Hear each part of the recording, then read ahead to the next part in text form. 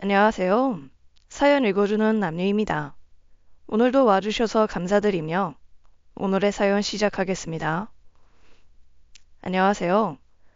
저는 62 황성칠이라고 합니다.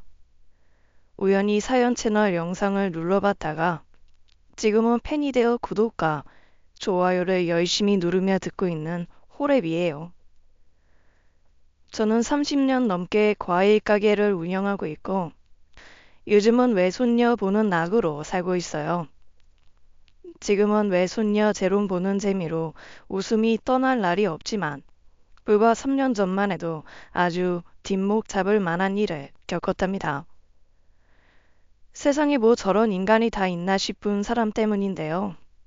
그 인간 때문에 내 딸 인생을 망칠 뻔했던 일만 생각하면 지금도 몸서리가 쳐지네요.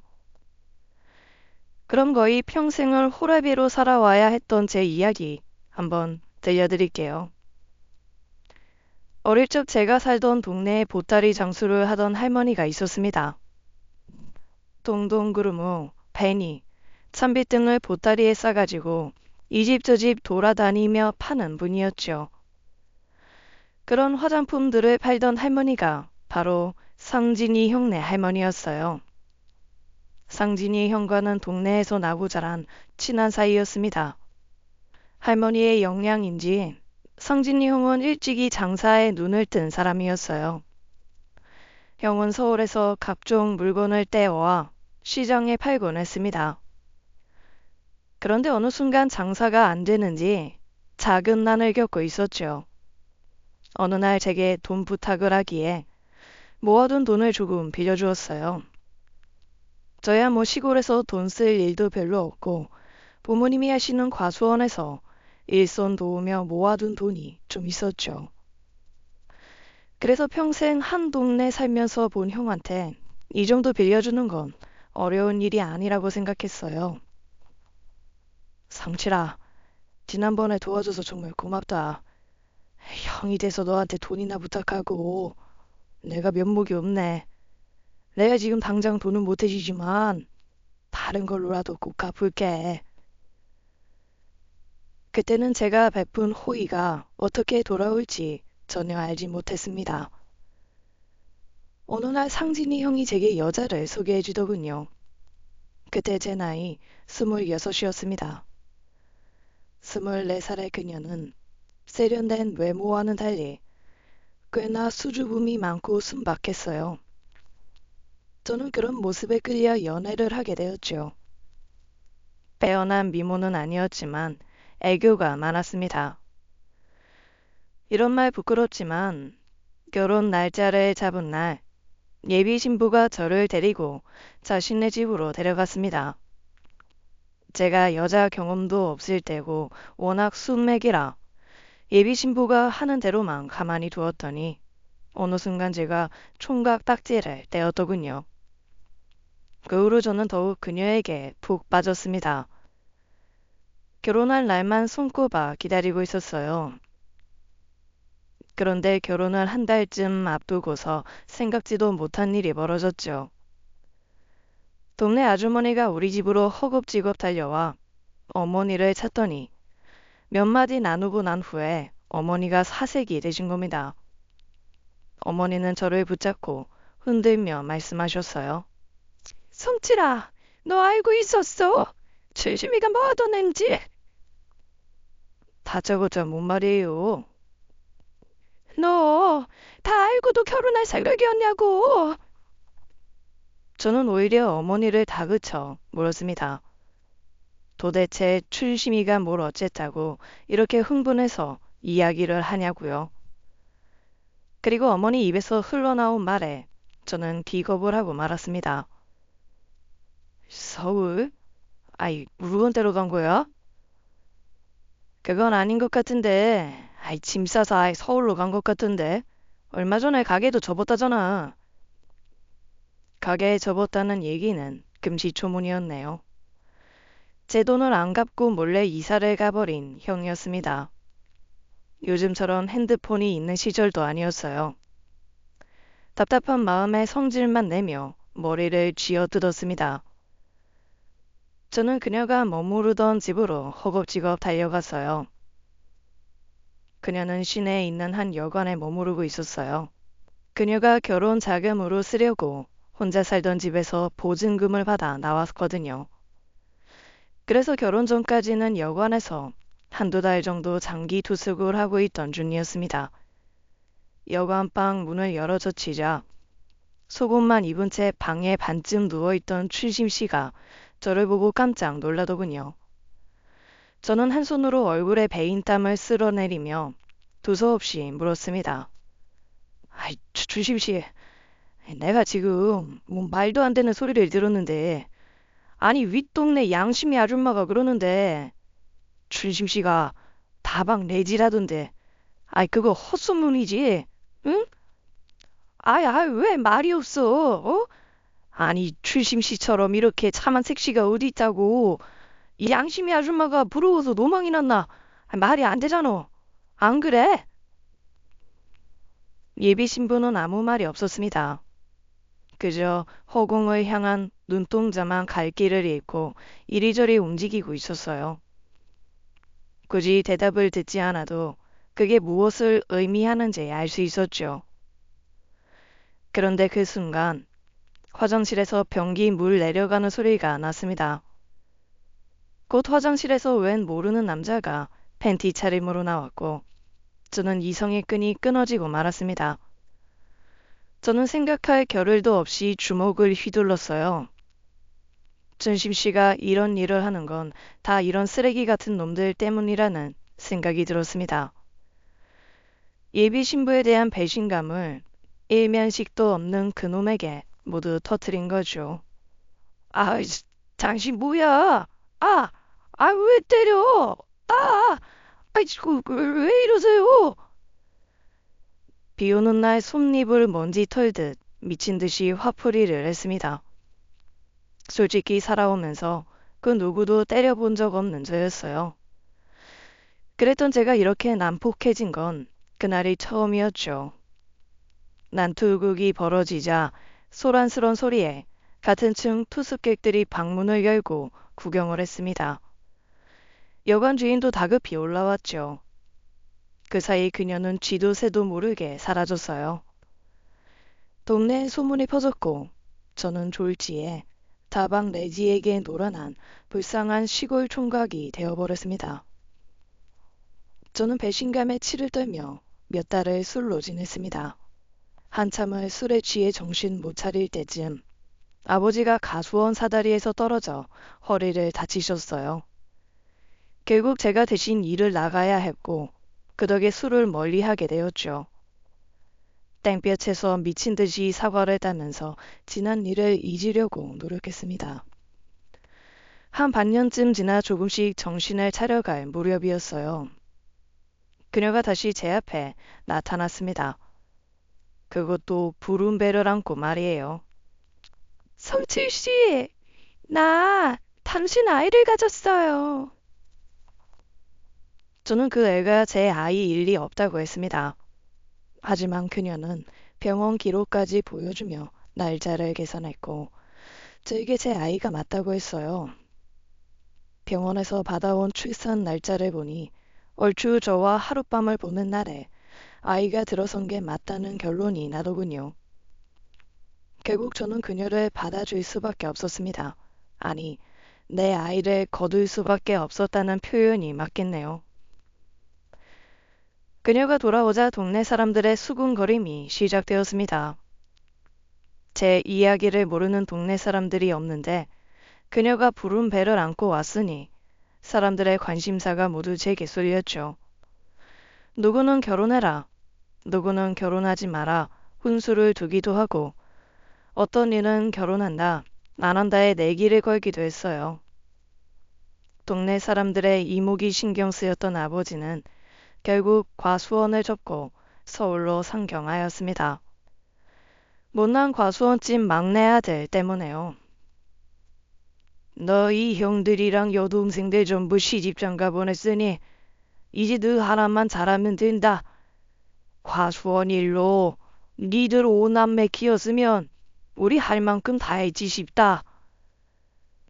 그러면서 제게 통장 하나를 건네주셨어요. 이 돈으로 서울에 가서 자리를 잡으라고 하셨습니다. 결국 우리 가족은 동네 사람들 이목을 피해 서울로 상경했어요. 그리고 저는 과일 가게를 차렸습니다. 부모님은 경기도에 있는 조용한 전원주택에 자리를 잡으셨고요. 저 때문에 과수원을 접고 조금 이른 은퇴를 하신 셈이었죠. 그때부터 저는 아내와 함께 살게 되었습니다. 내 가족이라 생각하고 품어주고 나니 날 배신한 해픈 여자라는 인식도 바뀌더군요. 내 아이를 품은 아이 엄마라는 것으로요.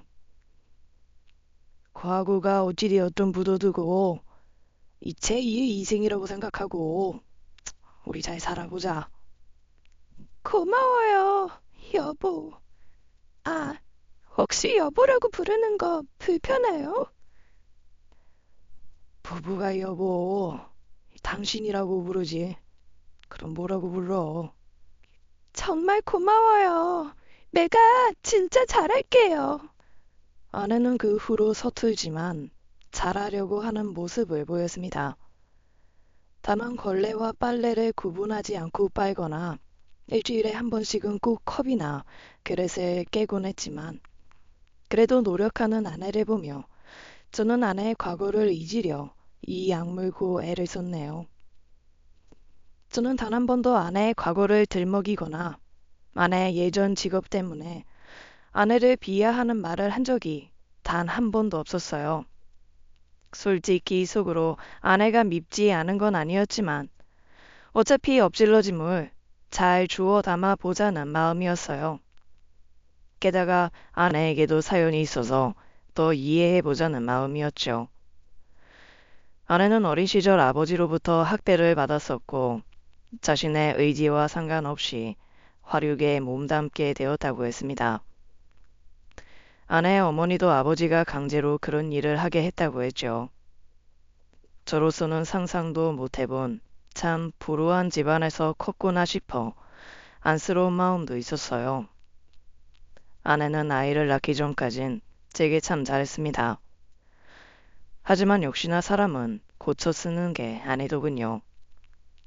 아이가 태어나고 나서 아내는 변했습니다. 아니 원래 본성대로 돌아갔죠. 제가 쉬는 날엔 어김없이 아기를 맡겨두고 집을 비웠습니다. 가족과 함께하는 시간은 없고 오로지 혼자만의 시간을 즐겼어요. 물론 그럴 수 있다고 생각했죠. 아내도 집에서 아이만 보다 보면 많이 지치고 힘들었을 테니까요. 하지만 저와 아기를 집에 놔두고 다른 남자를 만나러 다니는 건 도저히 용납이 안 되더군요. 너 쌀집 배달원이랑 둘이 무슨 사이야? 갑자기 그게 무슨 말이에요? 생사람 잡지 말아요. 그 남자 사는 지하방엔 왜 들어갔어? 사실 이미 아내가 그 지하방에서 무슨 짓을 벌였는지 다 알았습니다. 그곳에서 흘러나오는 소리가 아내가 무슨 짓을 했는지 다 증명했으니까요. 제 말에 아내는 더 숨길 것도 없다는 듯이 뻔뻔하게 나오더군요. 솔직히 말해서 당신 좋은 사람인 건 알겠는데 배운 게 도둑질인 걸 어떡해요? 그리고 우리 딸 키우려면 지금부터 학원비 모아놔야죠.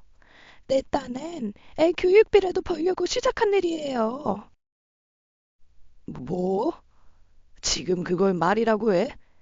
그런 더러운 돈으로 애 교육 어쩌고 운운하는 게 나로서는 도무지 납득이 안 된다. 정말 당신 천한 본성을 숨길래야 숨길 수가 없네. 당장 나가. 당신 같은 엄마한테서 내 자식 키울 수 없어. 당장 나가라고. 그렇게 말하면 내가 무서워할 줄 알고? 나라고 지금까지 좋아서 여기 붙어 있었는 줄 알아? 돈이라고 꼴랑 몇 푼 벌지도 못하는 주제에 당신 같은 촌뜨기가 어디 가서 나 같은 여자 만나겠어? 이래봬도 내가 서울에서 엄청 잘 나갔어. 왜 이래? 괜히 시골에 내려갔다가 똥 밟은 건 나라고. 알아? 호강에 겨운 줄도 모르고? 뭐? 천박, 이쪽 업계에도 급이라는 게 있어. 나 정도 급이면 당신한텐 과분하다고. 내가 지금 무슨 말을 듣고 있는 건지 너무 어처구니가 없어 말도 안 나오더군요. 제가 할 말을 아내가 말하고 있었습니다. 그리고 정말로 아내는 그 길로 나가버렸어요. 나중에 애 찾으러 오겠다는 말을 남기고서요. 저는 차라리 잘됐다고 생각했습니다. 아이가 아무것도 모를 때 아내가 먼저 떠나줬으니까요. 네 엄마는 너를 낳고 얼마 안 가 하늘나라로 갔다고 알려주었습니다. 그래서 아이도 엄마를 찾는 일이 없이 키웠죠. 이대로 아내가 돌아오지 않았으면 했습니다. 하지만 1년 만에 아내가 돌아왔어요. 하필 제 아이가 아플 때 말입니다. 그때 아이가 열병이 났었어요.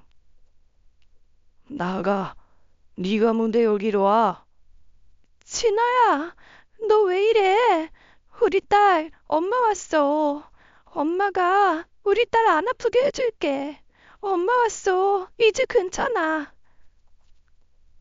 지금 뭐 하는 거야? 나가라는 말 안 들려? 애를 이 지경이 되도록 놔두면 어떡해요? 열이 40도나 나네. 가서 미지근한 물이나 떠와요. 빨리. 저는 일단 애부터 살려야겠다는 생각에 아내 말대로 물을 떠왔습니다. 아내는 능숙하게 아이의 옷을 벗겨 손수건에 물을 적셔 온몸 구석구석을 닦더군요. 또다시 열이 올라 아이가 경련을 일으킬 땐 몸을 따뜻한 이불로 덮어주기도 했어요. 애가 열이 날 땐 그렇게 해야 한다는 걸 그때 처음 알았습니다. 지금까지 한 번도 아팠던 적이 없어서 처음 겪는 일이었거든요. 그 일만 아니었어도 아내를 받아주는 일은 없었을 거예요. 아니, 그냥 내쳤어야 했는데 저는 또 한 번 마음이 약해져 아내를 받아주었네요. 지금 생각해보면 제가 죽일 놈이에요. 그런데 그때는 아이에겐 엄마가 필요하다는 생각이 앞섰어요. 해열제를 먹여도 차도가 없던 애를 다 죽어가는 걸 다시 건강하게 만들어놨으니까요. 아내는 제게 또 다시 미안하다며 이제 정말 잘 살아보고 싶다고 한 번만 더 기회를 달라고 했습니다. 저는 아내를 위해서가 아니라 아이를 위해서 아내를 받아주었어요. 사실 과일 가게를 운영하면서 아이를 보는 게 보통 힘든 일이 아니었거든요. 아내 덕분인지 아이는 그 후로 별탈 없이 잘 컸어요. 가끔씩 감기에 걸리기는 했지만 큰 탈 없이 지나갔죠. 하지만 아이가 초등학교를 입학을 앞두었을 때 자주 술에 취해 들어오던 아내는 또다시 사라졌습니다.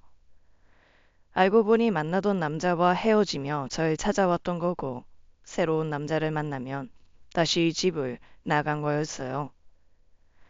아내에게 새로운 남자가 생겼을 때 아내와 자주 고성이 오고 갔습니다. 그러던 어느 날 딸은 제 엄마가 집을 나가는 걸 보게 되었어요.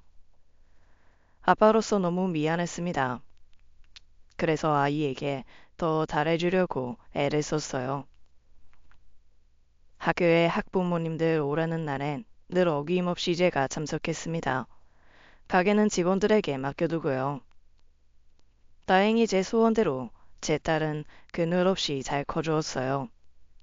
공부도 잘하는 녀석이 학원 끝나고 나면 제 가게를 돕겠다고 일손을 거들곤 했습니다. 그럼 전 그 틈을 놓치지 않고 직원들과 손님들에게 자식 자랑을 늘어놓았죠. 저는 일부러 가게에 온 손님들까지 모두 들으라는 듯 큰 소리로 물었어요. 딸, 오늘 성적표 나오는 날 아니야? 귀신이네? 어떻게 알았어? 우리 딸 성적표 한번 볼까? 아이, 어디 되나 봐. 참, 아빠도 창피하게. 사람들도 많은데 무슨 성적표를 보여달라고 해. 싫어. 그냥 집에 가서 봐요. 괜찮아. 아빠는 우리 딸 꼴등해도 상관없어. 열심히 하는 게 중요하지. 어디 보자. 성적표가. 저는 딸의 가방에서 성적표를 꺼내 모두들 보라는 듯이 펼쳐놓고 큰 소리로 읽었습니다. 국어 100점, 수업 100점, 영어 100점, 전교 1등? 아이고 우리 딸 이번에도 전교 1등 한 거야. 이야, 도대체 뭘 먹고 이렇게 공부를 잘해? 제가 그렇게 말하면 딸도 맞장구를 치며 대답하곤 했어요. 뭐 먹긴. 아빠 가게 과일 먹고 똑똑해졌지. 이 포도를 먹으면 그렇게 머리가 맑아진다잖아. 게다가 이건 뭐 거의 치매 예방약이나 다름없대. 포도에 있는 성분이 뇌에 그렇게 좋다던데. 그렇게 말하는 걸 들은 손님들은 너도 나도 할 것 없이 포도를 박스채 집어가곤 했습니다. 젊은 손님들은 자식 먹인다고 가져가고 어르신들은 치매 예방이 좋다니 집으로 배달해 달라고 주문을 넣고 가곤 했어요. 딸은 저를 보며 눈을 찡긋했고 저도 딸에게 눈 한쪽을 찡긋 감아주었어요. 딸과 저는 그렇게 쿵짝이 잘 맞는 항상이었죠. 딸은 제 인생에서 가장 소중하고 귀한 보물이었어요. 세상 그 무엇과도 바꿀 수 없는 보물이요. 행복으로 하루하루를 채워가던 어느 날 보고 연락을 받았습니다. 아버지가 돌아가셨어요. 장례를 치르고 난 후 저는 어머니를 집으로 모셔왔습니다. 어머니가 살림을 맡아주시고 저는 가게 일에 전념할 수 있었어요. 딸아이는 열심히 공부를 하더니 자기가 원하는 대학에 턱하니 붙었습니다. 우리나라에서도 최고라는 대학이요. 저는 가게 앞에 현수막을 걸었습니다. 서울대 땡땡학과 황진아 입학을 축하합니다. 라고요. 그 현수막을 볼 때마다 절로 입이 귀에 걸렸어요. 단골 손님들은 축하한다고 말해주고 친한 시장 상인들은 제 딸 아이에게 용돈까지 지어주었죠. 딸아이는 대학에 들어가더니 공부도 노는 것도 열심히였습니다. 그렇게 열심히 살아온 딸아이는 대기업에 취업하더니 결혼할 남자를 소개해준다며 집으로 데려왔어요. 아빠, 여기는 내 첫사랑 김민수 씨. 딸아이는 예비 사귀를 이렇게 소개하더군요. 고등학교 때 잠깐 사귀었다가 수능 공부 때문에 헤어졌던 남자친구라고 했어요. 그리고 회사에서 운명처럼 다시 만났다고 했습니다. 둘이 인연이 꽤 깊구만. 둘이 이렇게 인연이 되려고 다시 만난 모양이야. 그럼 자네 사는 동네가 이 근처인가? 네, 아버님. 저기 윗동네 쪽에 제가 살던 곳이에요. 윗동네라면 고급 주택들이 늘어서 있는 동네였어요. 속으로 어느 정도 집안 형편이 넉넉하겠다 싶어 내 딸 고생은 안 시키겠구나라는 마음이 먼저 들더군요.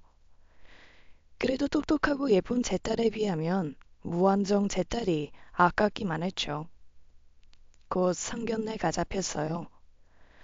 저는 상견례 한 달 전부터 매주 목욕탕에 들렀습니다.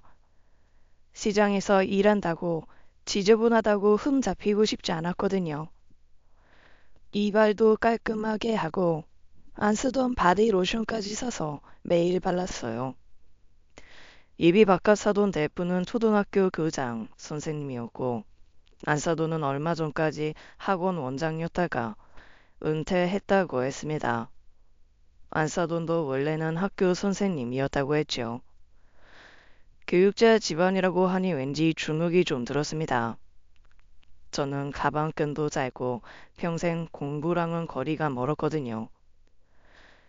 그래도 제가 이태껏 열심히 살아왔다는 것만큼은 자부심을 가지고 있었어요. 누구 앞에서든 당당하게 얘기할 수 있을 만큼이요.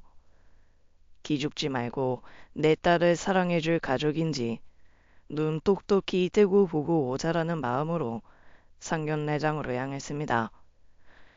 그리고 대망의 상견례 날 제가 얼마나 겁먹고 온갖 걱정을 하며 이 자리에 왔는지 깨달았죠. 예비사돈 내외는 정말 교육자답게 예의도 바르고 생각도 올바른 분들이었어요. 제 딸과 어머니를 어떻게 대하는지만 봐도 느껴졌죠.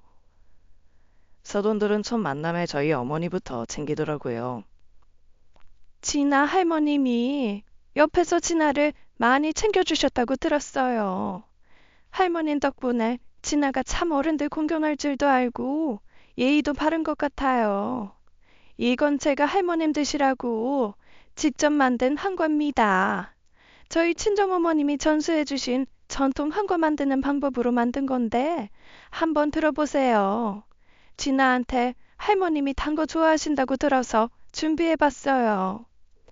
아이쿠, 이렇게 안 챙겨줘도 되는데 이 손 많이 가는 걸 다 만들어주고 너무 고맙네요. 한과도 한과지만 이 늙은 할머니까지 챙겨주는 그 마음이 너무 고맙네. 아이고, 주책맞게 눈물이 다 나네요. 저희 어머니는 진아가 좋은 시어른들과 인연을 맺게 된 것에 기뻐하시며 눈물까지 흘리셨습니다. 진아는 그런 할머니께 손수건을 건네주고 어깨를 감싸서 안아주기까지 했죠. 진아 양이 참 똑똑하고 심성도 고와서 제가 고등학교 때부터 참 많이 예뻐했어요. 오죽했으면 진아 양이 우리 집에 처음 왔을 때 우리 며느리 됐으면 좋겠다고 혼자 속으로 생각했겠어요. 그냥 하는 말이 아니라 진심입니다. 그만큼 참 바르고 생각도 깊고 착해요. 그렇게 말씀해 주시니 감사합니다. 제 딸이라서가 아니라 정말 진아가 속이 깊은 아이예요. 전교 1등 놓치지 않으면서도 학원 끝나면 가일가게 나와서 일손 돕는 아이예요. 효심도 깊고 어른들 공경할 줄 알게 키웠습니다. 다만 엄마가 없이 자라서 살림 같은 건 제가 제대로 못 가르쳤습니다. 그래도 빠릿빠릿한 아이라 이 사돈께서 잘 알려주시면 곧장 알아듣고 잘 배울 겁니다. 우리 진아 앞으로 잘 부탁드립니다. 아이 염려 마세요. 저희가 딸처럼 잘 대해주겠습니다. 그리고 옛날에나 시집가면 출가 외인이라고 했지 요즘은 아닙니다. 저희는 아들이나 며느리나 똑같이 귀하게 대해줄 거예요. 명절이라고 며느리 붙잡아두고 그런 일 없을 겁니다. 바깥 사돈은 앞으로 사돈끼리도 잘 지내보자며 저를 편하게 대해주었어요. 사돈의 말은 빈말이 아니었습니다. 딸아이는 결혼 후 극진한 대접을 받으며 지내더군요. 철마다 몸에 좋은 음식을 챙겨주는 안사돈에 딸아이에게 필요한 물건을 실어다 날라주는 바깥사돈까지 딸아이는 집에 올 때마다 시어른들 칭찬하느라 바빴습니다. 그런 모습을 볼 때면 삶에 감사함을 느꼈어요. 나도 나지만 딸아이도 열심히 살더니 이제라도 복받으며 사는구나 싶어서요. 사돈네 식구는 가족들이 모두 가족애가 강했어요. 그 가족에게는 제 딸도 포함이었고 심지어 저와 제 어머니도 포함이었습니다. 첫 설 명절과 추석엔 여느 집들처럼 음식을 차려 각자 가족들과 시간을 지내며 보냈는데요. 그 다음 명절부터는 다 같이 모여 여행을 가곤 했습니다. 저희 어머니까지 모시고요. 사돈네 식구들과 함께 여행을 간다는 게 어려운 자리인 게 분명한데 모두가 모이면 전혀 어색함 없이 즐거운 시간을 보내게 되더라고요. 저희 어머니도 덕분에 여기저기 여행 다니며 좋아하셨어요. 이 모든 게 사돈들이 모두 허물없이 좋은 사람들이라 가능한 일이었어요. 그렇게 설악산에도 한번 다녀오고 저희 어머니를 위한 온천 여행도 다녀오고 또 한 번은 머리털 나고 처음으로 비행기도 타보았습니다. 딸과 사위 덕분에 제가 태국 여행도 한번 갔다 왔네요. 저는 제 인생에서 가장 행복하고 찬란한 때를 보내고 있었어요. 하지만 좋은 일 뒤엔 나쁜 일도 오더라고요. 어느 날 저희 어머니께서 주무시다가 돌아가시게 되었습니다. 어머니를 잃은 슬픔은 무척 깊고 컸지만 이 또한 사람들의 사랑과 위로로 다독여지더라고요. 사돈네는 3일 장하는 동안 매일 와서 얼굴을 비치고 저와 딸아이를 위로해 주더군요. 참 얼마나 따뜻한 사람들인지 모르겠습니다. 장례식을 치르고 나서 다시 일상을 찾아가던 어느 날이었어요. 어머니를 잃은 슬픔을 좋았던 추억과 그리움으로 채워가고 있던 어느 날, 상상도 못한 일이 벌어졌습니다. 그날은 사위와 딸아이가 제 가게 일을 도와준다고 온 날이었어요. 두 아이가 종종 제 일을 도와준다고 퇴근하고 와서는 일손을 돕곤 했었거든요. 그날은 오랜만에 집에 데려와서 삼겹살을 구워 주었습니다. 장례를 치른 후 참 오랜만에 웃으며 보내는 즐거운 시간이었어요. 어느새 밤 10시가 다 되어 가서 아이들을 집에 보내려 배웅을 나갔죠. 아이들을 보내고 난 후 집에 들어오려는데 골목길 옆에서 쓰레기 봉지 부스럭거리는 소리가 들리더군요. 저는 웬 고양이가 쓰레기를 뒤지나 보다 생각하고 바라보는데 그만 기겁하고 말았습니다. 웬 거짓골을 한 여자가 쓰레기 더미 사이로 나오며 제게 걸어오더니 저를 덥석 붙잡았거든요. 아, 왜 이래요? 아이, 나요, 이거. 자기야, 나야. 아우, 냄새. 그 여자가 자기야라고 부르는 것보다 악취에 더 놀라 정신이 혼미해지는 기분이었습니다. 웬 정신 나간 여자가 저를 자기 남편으로 착각한 줄만 알았어요. 그런데 그 여자를 자세히 바라본 저는 깜짝 놀라고 말았죠. 다름 아닌 제 전 아내였던 겁니다. 아이, 당신 꼴이 그게 뭐야? 아이, 그보다 여긴 대체 왜 왔어? 아니다, 내가 그걸 알 필요가 없지. 아이, 그만 갈 길 가. 나 바빠서 이만. 그렇게 그 여자를 두고 집으로 돌아가려는데 그 여자가 제 바지가랑이를 붙잡고 물고 늘어지더라고요. 여보, 진짜 미안한데 나 좀 채워주면 안 될까? 딱 한 번만. 그럼 내일 아침에 씻기만 하고 나갈게. 응? 제발. 야, 왕출심, 너 정말 이럴래? 2번이나 집 나간 여자 받아줄 만큼 내가 그렇게 한심해 보여? 아, 당장 썩 꺼져. 경찰 부르기 전에. 자기야, 내가 잘못했어. 내가 이번엔 진짜 정신 차렸어. 내 꼴 좀 봐. 나 완전 거지야. 나 험한 꼴도 많이 겪고 사기도 당해서 반성 많이 했어. 나 자기한테 빌붙으려고 온 거 아니야. 오늘 진짜 몸이 너무 안 좋아서 딱 하룻밤만 신세 지려고 온 거야. 나 오늘 밤만 채워주면 다시는 안 나타날게. 응? 저는 들은 척도 안 하고 집으로 들어가 대문을 쾅 닫아버렸습니다. 닫힌 대문 사이로 그 여자가 소리쳤어요. 딱 하룻밤만 채워달라는 게 그렇게 어려워? 이렇게 나온다 이거지? 그래 그럼 내 딸 집에 들어가는 수밖에. 그 여자의 마지막 말에 흠칫 놀랐지만 내 딸 집을 알 리도 없을 테니 그 수에 넘어가지 않았습니다. 잠시 후 저는 그 여자가 어두운 골목 사이로 사라지는 걸 확인했어요. 저는 딸아이에게 전화를 해서 집에 잘 들어갔는지 확인을 했습니다. 딸아이 목소리를 들어보니 별일 없는 것 같았어요. 저는 딸에게 사정을 이야기하고 당분간 저희 집에 오지 말라고 신신당부를 했습니다. 혹시나 그 여자가 딸을 몰래 쫓아가기라도 하면 안 되니까요. 그렇게 찜찜함을 뒤로하고 며칠이 지나갔어요. 그날 이후 몇 날 며칠 소화도 잘 안 되고 머리도 지끈거리더군요. 그 여자가 다녀간 후로 저도 모르게 속으로 신경을 많이 쓴 것 같았어요. 그러던 어느 날 딸아이가 저를 조용히 찾아왔습니다. 딸의 표정을 보니 무슨 일이 있었던 모양이었어요.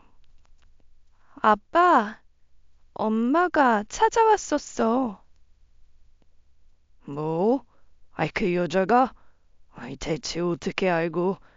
아이, 그래서, 설마 너 그 여자랑 같이 살자거나 하는 그런 말 같지도 않은 소리에 넘어간 거 아니지?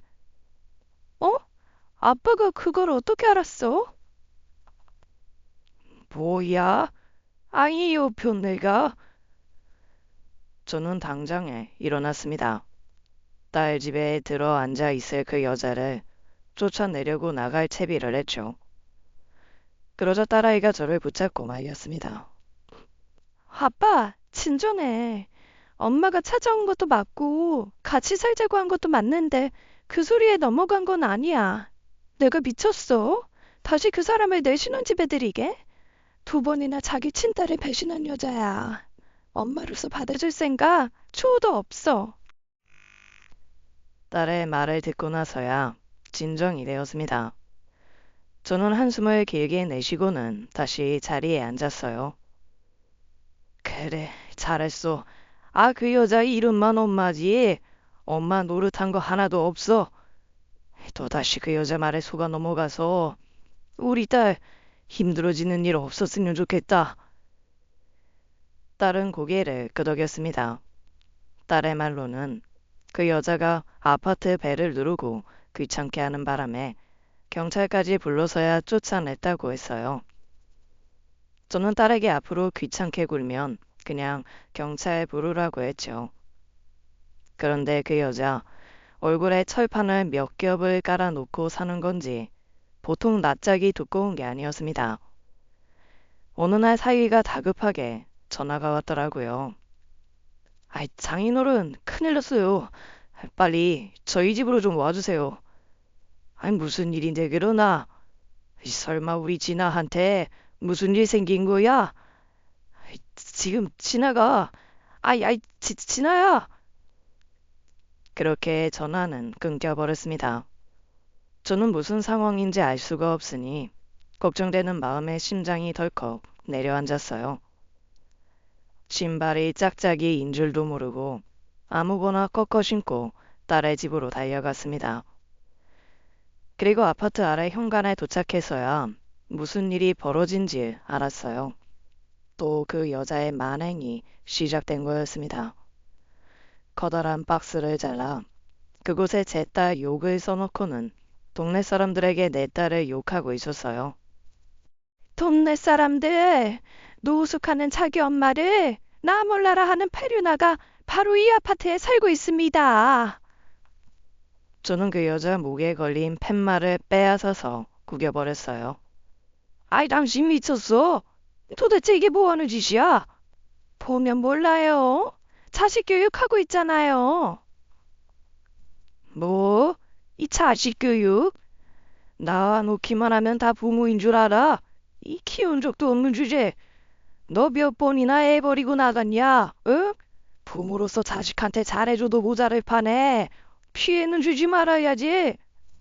아이, 그럼 나보고 어쩌란 말이에요? 나도 바깥 생활하기 더는 힘들다고요. 이게 사람 사는 거예요? 내 꼴 좀 봐요. 냄새나고 더럽고 내가 뭐 큰 거 바래요? 잠만 자고 씻을 것만 제공해주면 일일 것도 구하고 돈 모아서 나가겠다고요. 내가 그래도 지나 엄마인데 그 정도도 못해줘요? 너무 어이가 없어서 입만 벌리고 아내를 쳐다보고 있는데 딸아이가 제 곁으로 다가왔습니다. 그 옆엔 경찰도 함께였죠. 너, 너 또 경찰 불렀니? 이거 엄연히 명예훼손이신 거 모르세요? 뭐? 명예훼손? 하, 내가 그딴 번 무서워나 할 줄 알아? 나 이래봬도 땀방에 몇 달 다녀온 여자야. 내가 고작 경찰 따위에 겁먹을 줄 알아? 아이고, 인물이야. 아이, 그게 딸 앞에서 할 자랑이냐? 자랑이야. 대체 뭐가 자랑이고 창피한 건 줄 구분도 못하고 자식 앞에서 헛소리를 해대는 그 여자를 보고 있노라니 제 얼굴이 다 화끈거리더군요. 저는 경찰을 재촉해서 그 여자를 잡아가게 했습니다. 아니, 1인 시위한다고 잡아가는 경찰이 어딨어? 응? 이거 엄연히 표현의 자유라고. 기물파손하셨잖아요. 저기 저 현관 문 깬 거 본인 맞으시죠? 아, 여기 CCTV에 다 찍혔어요. 그리고 지금 저희 출동한 거 여기 아파트 관리소장님이 신고하신 거고요. 조사는 사회가 사시죠. 저는 그저 이 상황이 딸에게 너무나 미안했어요. 저런 여자를 엄마로 두게 한 제 잘못인 것만 같았죠. 그렇게 모든 사건이 일단락 되는 줄 알았습니다. 하지만 또 얼마 후 그 여자가 애들이 일하는 회사까지 찾아가겠다고 협박을 하더군요. 그땐 정말 저도 어쩔 수가 없더라고요. 제 딸도 딸이지만 사위한테까지 폐를 끼치고 싶지 않았습니다. 그럼 제가 사돈들 뵐 면목이 없어질 것 같았어요. 결국 그 여자를 제 집으로 불러들일 수밖에 없었죠. 딸아이는 이 일로 난리를 쳤지만 내 자식에게 당장 눈앞에 피해가 간 걸 아는데 두고 볼 수만은 없었습니다. 며칠만 지내다가 내보낼 거야. 그러니까 너무 걱정하지 마. 무슨 사기를 당했다는데 그것 때문에 저 모양 저 꼴이 됐단다. 사기? 안 그래도 나한테 무슨 사기가 어쩌고 그러던데 무슨 사기 당했다고는 자세히 말 안 해? 나도 모르겠어. 행설수설해서 무슨 말인지도 모르겠고 아유 더 알고 싶지도 않아서 묻지도 않았다. 아무튼 며칠만 기다려보자. 뭔지 좀 알아봐야겠네. 괜히 나서지 말고 그냥 있어. 본인이 알아서 하겠지. 알겠어요. 딸은 체념만 듯 알았다고 하고는 돌아갔습니다. 그렇게 제 전 아내와의 동거가 시작되었어요. 그런데 이 여자 여전히 제 버릇 못 고친 건지 밤만 되면 제 방에 들어오려고 별짓을 다 벌이더군요. 밤마다 야한 속옷을 입고 돌아다니질 않나. 낮에는 짝 달라붙는 쫄쫄이 옷을 입고 운동을 한다고 거실을 차지하고 있질 않나. 멀쩡했던 제 눈엔 녹내장이라도 올 것 같았어요. 전 아내는 어떻게 해서든 저랑 다시 잘해보려는 마음 같았습니다. 하지만 어림도 없었죠. 저는 제 방문 안쪽에 자물쇠까지 달고 제게 달려드는 전 아내를 매몰차게 밀어냈습니다. 단호한 제 모습에 아내도 지쳤는지 입을 대빨 내밀고는 툴툴거리더군요. 당신 나 없는 사이에 남자 구실에 문제 생긴 거 아니에요? 어떻게 나 같은 여자를 두고 그렇게 돌부처처럼 굴어? 어디 건강에 이상 생긴 거 아닌지 병원에 가봐. 그 헛소리 할 시간에 식당 면접이라도 보러 다녀. 사람이 뻔뻔해도 정도가 있어야지. 어휴. 전 아내는 식당에 일을 구하더니 돈을 벌기 시작했습니다. 제 힘으로 땀 흘려 일해보는 게 처음이었는지 퇴근만 했다 하면 입에 식당 사장 욕을 달고 살더군요. 혼자 떠들든지 말든지 저는 TV 볼륨 소리를 제대로 키우거나 방으로 들어가 문을 닫아버렸어요. 세종일관 그 여자 하는 말엔 무시로 일관했죠. 그렇게 거의 한 달 가까이 흘러갈 무렵이었습니다. 아내 때문에 스트레스를 받는 와중에도 명절은 찾아오더군요. 명절을 목전에 두고 사돈댁에서 여행을 가자고 연락이 왔더군요. 처음엔 거절을 했습니다. 제가 집에 일도 있고 해서 이번 여행은 같이 가기가 어려울 것 같습니다. 죄송합니다, 사돈. 신경 써서 연락 주셨는데. 안 그래도 애들한테 이야기 들었습니다. 며느라이 친모가 집에 와 계시다고. 그것 때문에 사돈이 불편해하신다는 말 이제 나한테 들었어요. 그러니 오히려 더 여행을 가셔야죠. 이 점에 바람이나 쐬러 가십시다. 이번엔 겨우 1박 2일밖에 안 됩니다. 이번 명절마다 여행 가는 사람들이 늘어서 펜션 예약하기가 하늘의 별 따기랍니다. 애들이 이미 예약도 다 해놨다네요. 게다가 제가 사돈 아니면 무슨 낙으로 여행을 가겠습니까? 이처럼 술 한잔 하시면서 이야기나 나누시죠. 그렇게 바깥 사돈의 끈질긴 설득에 여행을 가게 되었습니다. 전 여행 전날 조용히 짐을 꾸렸죠. 그리고 그 다음날 나갈 채비를 하고 나가려는데 그 여자가 저를 불러 세우더군요. 그리고 봉투 하나를 내밀었습니다. 그 안에 10만 원이 들어있었어요. 이게 뭐야?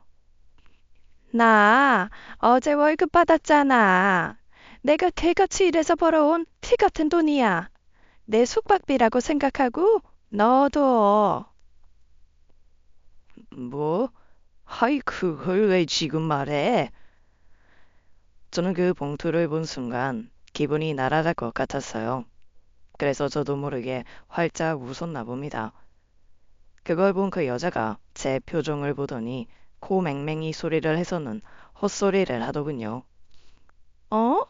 아니, 지금 자기 감동한 거야? 내가 월급 받아와서? 아, 그야 당연하지. 월급 나왔으면 진작 말을 하지 그랬어. 어머머? 왜? 뭐 파티라도 열어줄게? 파티는 개뿔. 아이고, 도로 가져가뒀어. 너 숙박비로 쓰려면 요즘 물가가 올라서 10만 원으로 몇 밤이나 자겠냐? 아이, 얼른 가서 짐 써서 나와. 짐? 무슨 짐? 돈 받았으니까 이제 여의주기든 어디든 갈 수 있겠네. 아이, 당장 나가. 뭐? 아니, 나 숙박비 냈잖아. 이거 받으라니까. 나 여기서 몇 달만 더 있다가 돈 모아서 나갈 거야. 그러니까 그 숙박비로 다른 데 가서 자라고. 너 전에 그랬지? 돈 없어서 그러니까 하룻밤만 재워달라고. 아, 이제 돈 있으니까 여기 빌붙지 말고 나가. 한 번만 더 들러붙으면 그냥 너 죽고 나 죽자. 누구 마음대로 여기서 몇 달을 더 살아. 아이고, 징글징글해. 나가. 아이, 당장 나가. 저는 그 여자 방에 들어가 짐을 챙겨서 문 밖에 던져버렸습니다. 어머, 어머, 뭐 하는 거야? 뭐긴 뭐야. 당신 내쫓는 거지. 이 신불귀신 같은 거. 아유, 찰거머리 년. 한 번만 더 내 딸 찾아가면 그땐 진짜 내가 가만 안 둬. 아, 명심해. 전 그 여자를 뒤로하고 집을 나왔습니다. 비밀번호도 전부 바꾸고요. 그 여자 저를 쫓아와 제 팔에 매달리더군요. 저는 그 팔을 뿌리치고 얼른 차에 타서 출발했습니다. 콧노래가 절로 나왔어요. 액땜했다는 생각을 하니 속 시원한 마음이 들더군요. 아이들과 만나기로 한 휴게소에서 점심도 먹고 숙소에 도착하니 기분도 한결 더 좋아졌습니다. 이야, 아이 펜션이 아주 멋있네. 집도 크고. 그치? 나랑 민수 씨가 2달 전부터 야심차게 예약해둔 곳이야. 방도 3개나 있고 화장실도 3개라 이용하기 편하실 거예요.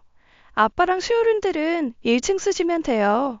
왼쪽이 아빠 방, 오른쪽이 어머님네 방. 다리 튼튼한 저희가 2층 쓰기로 했어요. 그래, 고맙다. 곧 사돈들도 도착을 했습니다. 바깥 사돈과 함께 장작을 피우고 애들 먹일 고기를 구우려고 숯불도 준비하고 있었어요.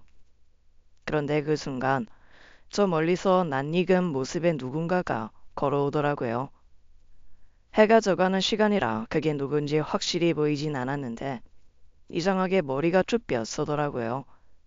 그건 다름 아닌 제 전아내였습니다. 아니, 당신 나만 두고 혼자 가면 어떡해요? 내가 이 동네 펜션 다 뒤지느라 얼마나 힘든 줄 알아요? 아이, 참 너무하네. 어머, 이분들이시구나. 우리 진아 시댁 어른들이. 안녕하세요. 저 진아 엄마예요. 거기에 모인 모두가 경악하고 말았어요. 알고 보니 택시를 타고 제 차를 미행했더군요. 동네 어귀에서 제 차를 놓치는 바람에 뒤늦게 펜션을 찾아오게 된 거라고요. 정말 찰거머리도 이런 찰거머리가 없었습니다. 아, 여기가 어디라고 와? 당장 안 꺼져! 그런데 그 여자, 제 말은 귀등으로도 안 듣고 안사동을 향해 다가가더라고요. 어머나! 고기 굽고 있었구나? 제가 구울게요. 집게 주세요. 제가 고기 하나는 기가 막히게 굽거든요. 그리고는 막무가내로 집게를 뺏어서 고기를 굽기 시작했어요. 제가 집게를 도로 뺏어서 그 여자를 억지로 데리고 가려고 하자 그 여자가 아프다고 소리를 지르더군요. 아유, 아파요. 이거 놔요. 손목 다 부러지겠네. 저는 그러던지 말던지 더 꽉 잡고 끌고 나가려 했죠.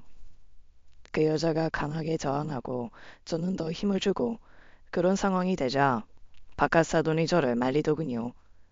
아유, 사돈, 이러다 사람 잡겠어요. 그만하시죠. 아이, 그래도 여기까지 오셨는데 식사나 한 끼 하게 하고 보내죠. 아유, 아닙니다. 당장 빨리 안 가. 이 대체 무슨 민폐야? 에이, 저희는 정말 괜찮으니 신경 쓰지 마세요. 괜찮습니다, 사돈. 사돈들은 어색한 표정을 지으며 그래도 지나 엄마라고 그 여자에게 한 끼 식사를 내어주었어요. 착한 사람들인 거 알고는 그 여자가 더 막 나가더군요. 사위사위 하면서 장모 행세를 하는데 기가 막혔죠. 밥 먹는 동안에도 얼마나 헛소리를 해대는지 저는 그저 좌불안석이었네요. 진아야, 이거 먹어봐. 내가 너 먹으라고 고구마 까놨어. 너 애기 때부터 고구마 좋아했잖아. 언제부터 나에 대해 그렇게 잘 알았다고 아는 척이에요? 날 키운 게 몇 년이나 된다고. 그냥 조용히 밥만 먹고 가세요. 얘가? 너 말하는 싸가지가 그게 뭐니?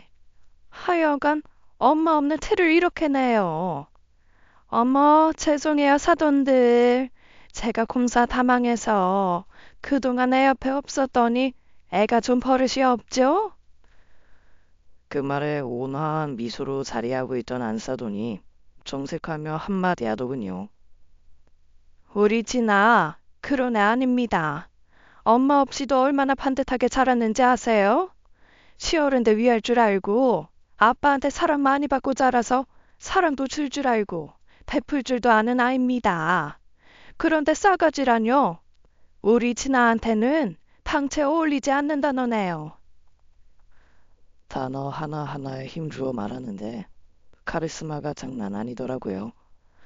전직 학원 원장님이었던 게 실감이 났습니다. 어머머, 우리 안사돈이 예민한 구석이 있으시네. 사돈들도 있는 자리에서 몇 달이 말을 함부로 하길래 제가 단돌이 좀 한 건데 그게 그렇게 고깝게 들리세요? 누가 보면 안사돈이 우리 친엄마인 줄 알겠네. 나 참, 대기업 다니는 며느리라 뺏길까봐 그래요? 내 딸 꿰차고 덕 좀 볼 생각인가 본데 누가 뭐래도 얘 엄마는 저예요. 앞으로 효도를 받아도 내가 받고 용돈을 받아도 내가 받아야 한다고요. 꿰차다뇨. 게다가 효도에 용돈이요? 그렇게 말하는 걸 보니 그쪽이야말로 그럴 심산으로 바깥사돈 집에 들어온 겁니까? 제가 분명히 말해두지만 우리 진아 내 아들이랑 잘 살게 가만히 내버려 두세요. 안 그러면 내가 가만 안 둘 겁니다. 어머머? 지금 나 협박하는 거예요? 나 참 기가 막히고 코가 막혀서 에휴 기분 잡쳐서 밥도 못 먹겠네. 난 잠이나 자러 가야겠네. 내 방 어디예요? 정말 세상에 이런 인간이 다 있나 싶을 정도로 뻔뻔한 사람이었어요. 이 와중에 잠까지 자고 갈 생각을 하다니 말이죠. 제가 당장 돌아가라고 말하려는 찰나 안사돈이 먼저 말했습니다. 이거 어쩌죠? 그쪽이 찰방은 없는데요.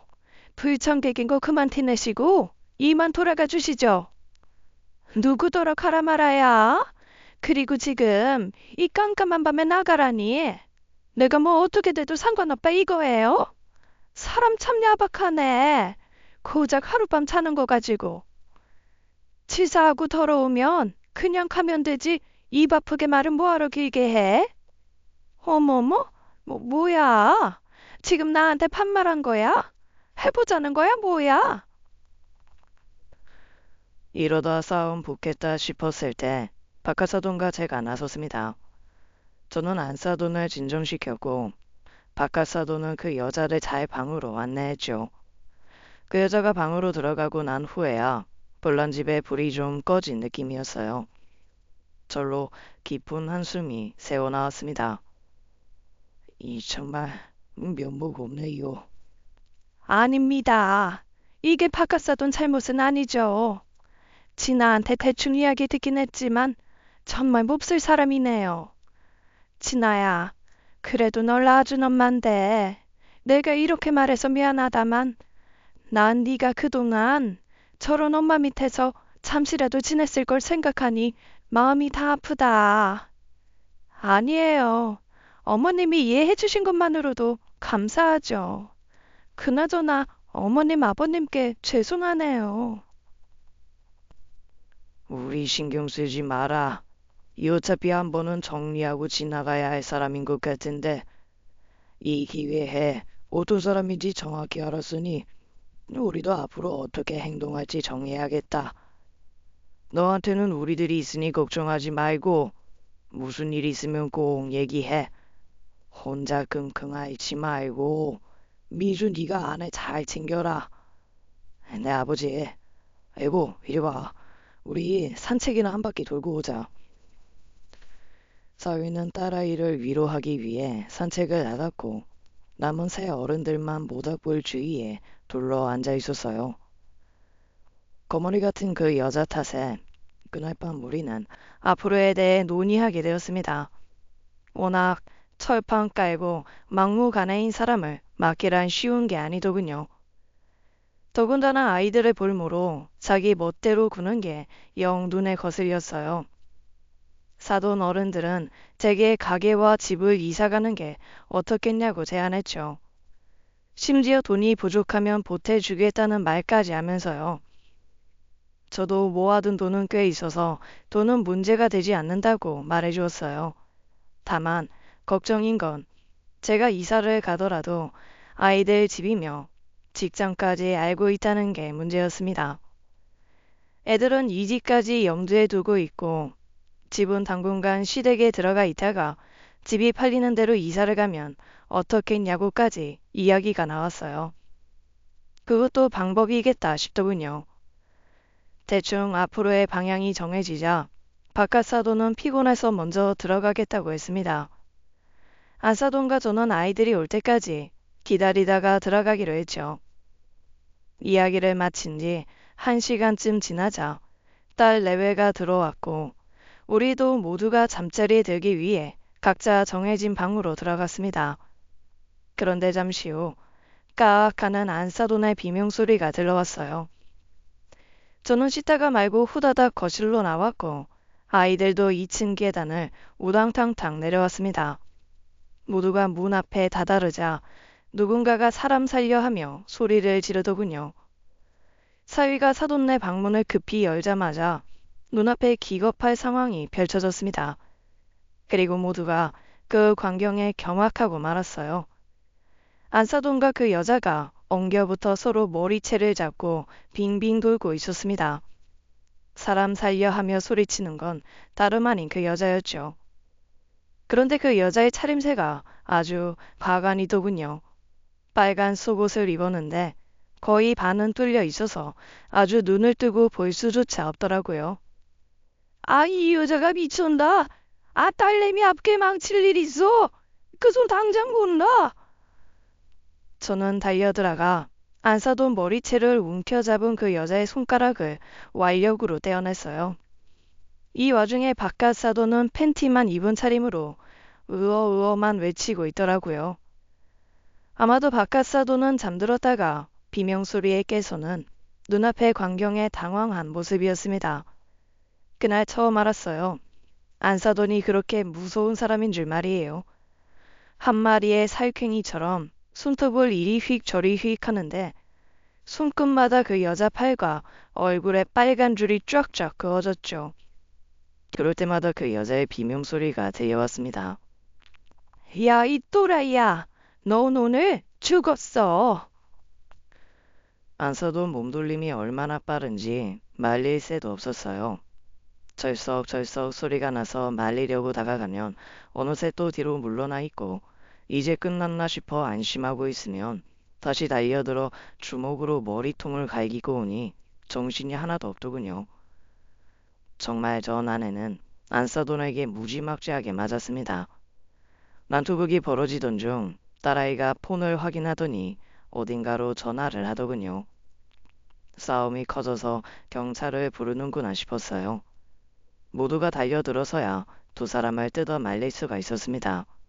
서로 험한 욕이 오고 갔어요. 잠자는 내 남편한테 무슨 짓 하려고 했어? 이 남자 어떻게 해서 꼬셔보려고 그랬냐? 무슨 소리야. 난 그냥 화장실 다녀왔다가 방에 해 떨려서 여기서 잠들었던 것뿐이야. 웃기고 있네. 어떤 미친 여자가 속옷만 입고 가족끼리 온 펜션에서 돌아다녀? 네가 이 방에 들어와서 홀로 덮어서 던진 옷들이 여기 버젓이 널브러져 있는데 안 봐도 뻔하지. 못 믿으면 더 할 말 없고 그보다 나 당신한테 맞은 거 그냥 안 넘어가. 경찰 불러서 콩밥 먹여줄 테니까 그런 줄 알아. 콩밥은 아줌마가 먹겠죠. 내가 정말 당신이란 인간을 그래도 날 낳아줬다는 사실 하나로 꾸역꾸역 참아왔는데 그 인내심도 오늘까지예요. 더는 봐줄 수가 없네. 아줌마, 이제 그만 우리 인생에서 꺼져줘요. 뭐? 아, 아줌마? 싸가지 없이 엄마한테 아줌마? 싸가지? 당신이야말로 인간 말종인 거 내가 모를 줄 알아? 내 몸에 조금이라도 당신 피가 흐른다는 게 치욕스러울 뿐이에요. 아하, 이게 좋은 집에 시집 갔다고 자기를 낳아준 엄마도 무시하려는 모양인데 너 나 안 모시면 내가 절대로 똥똥거리면서 못 살게 할 거야. 알겠어? 언제까지 그렇게 당당할 수 있으려나 모르겠네. 거의 시간 됐네요. 곧 도착한다고 했으니까. 하, 뭐 경찰 따위 안 무섭다고 내가 전에도 말하지 않았나? 경찰은 너네 시어머니가 겁내야 할걸? 내가 누굴 불렀는지는 두고 보자고요. 전 아내는 얼굴을 이죽거리며 실실거리고 웃고 있었어요. 잠시 후 딸의 말대로 이 밤에 누군가 펜션으로 들이닥쳤습니다. 그런데 이상하게도 경찰이라는 사람들이 경찰차도 안 타고 검은색 봉고에 사복을 입고 왔더라고요. 보통 사복은 형사들이 입는 걸로 아는데 말이에요. 그런데 그들이 도착하기 직전까지도 여유로운 얼굴로 앉아있던 그 여자가 점점 안절부절 못하더군요. 그 사복을 입은 사람들 얼굴을 확인하더니 그 여자 아주 혼비백산해서 주랭랑을 치더라고요. 주랭랑 치려는 걸 딸과 사이가 붙잡았습니다. 이거 놓지 못해. 야, 이거 놓으라고. 야, 왕충심이, 너 내 눈에 띄는 순간 네 최선날이라고 했지? 널로 와. 그러면서 네 명의 사람들이 우르르 몰려가 그 여자를 둘러쌌습니다. 그리고는 검은색 봉고에 태우더군요. 살려주세요, 대표님. 제가 그 돈 갚을게요. 조금만 시간 주면 내가 그 돈 갚는다니까. 내 딸이 테디 없다뇨. 어? 사람들은 아랑곳하지 않고 그 여자를 데리고 갔어요. 봉고차가 출발하고 나자 산속 펜션에 정막이 흐르더군요. 이 대체 어떻게 된 거야? 그 여자가 말한 사기꾼, 그거 조사 좀 했지. 알고 보니 전 아내가 사기를 당했다고 했던 게 아내가 먼저 사기를 치고 그 돈을 또 다른 제3자에게 사기를 당했다고 하더군요. 아내는 자기가 사고 친 건 숨기고 자기가 사기 당한 것만 얘기를 했던 거였는데 눈치 빠른 딸아이가 그걸 조사해서 진실을 알아낸 거였어요. 조폭들 돈을 사기쳤더라고. 간도 크지. 그 여자를 끌고 간 사람들이 조폭들이었다고 했어요. 그 사람들이 내가 저 여자 딸인 거 알고 나한테 돈 받아내려고 하더라. 그래서 내가 그랬지. 그 여자 위치 알려주면 우리 가족 안 건드릴 거냐고. 어제 답장 왔더라고. 위치 알려달라고. 그래도 딴에는 나 낳아준 점 생각해서 생각 중이었는데 오늘 하는 짓 보니까 정말 그래서 아까 연락한 거야. 이제 더 이상 엄마도 뭐도 아니니까 데려가라고. 그 여자한테 사기당한 돈은 차용증을 만들어서 갚게 하던 말던 알아서 하시라고. 그랬더니 좋은 생각이라면서 고맙다고까지 하더라. 아마 지금 그 차용증 쓰고 있을걸? 딸은 그 후 시부모님께 죄송하다고 사죄했고 사위는 늘 한결같이 딸아이를 위로해 주었습니다. 저 또한 이번 일을 겪고 얼굴을 들 수 없었어요. 그럼에도 불구하고 사돈들은 저와 제 딸을 예전처럼 똑같이 대해주고 있습니다. 그 후로 지금까지 단 한 번도 그 여자에게서 연락 온 적이 없어요. 살았는지 죽었는지 모르겠습니다. 솔직한 심정으로는 앞으로는 두 번 다시 얼굴 보고 싶지 않네요. 제 딸은 그 후 임신을 해서 양가에서 귀한 대접 받으며 잘 지내고 있습니다. 어느덧 막달이에요. 어느 날 딸이 그러더군요. 난 아직 만나지도 못한 내 아이가 이렇게나 소중한데. 딸은 더 이상 말을 잇지 못했습니다. 저는 딸아이 어깨를 토닥여 주었어요. 대신 아빠가 있잖아. 아빠가 죽을 때까지 우리 딸 곁에서 지켜줄 거야. 고마워요, 아빠. 아빠가 내 아빠라서. 나도 아빠처럼 우리 아들 잘 키울 거야. 진짜 잘 키울 거야. 그 여자만 빼면 우리 가족은 너무나 완벽합니다. 사위와 사돈들도 여전히 좋은 사람들이고요. 너무 뻔뻔한 사람과 인연을 맺는 바람에 내 딸 인생을 망칠 뻔했던 아찔한 이야기 들어주셔서 감사합니다. 마음고생한 만큼 앞으로 더 잘 살아가려고 노력하겠습니다. 지금까지 사연 읽어주는 남녀였습니다. 끝까지 함께 해주신 여러분 감사드리며 저희는 다음 사연으로 돌아올게요. 감사합니다.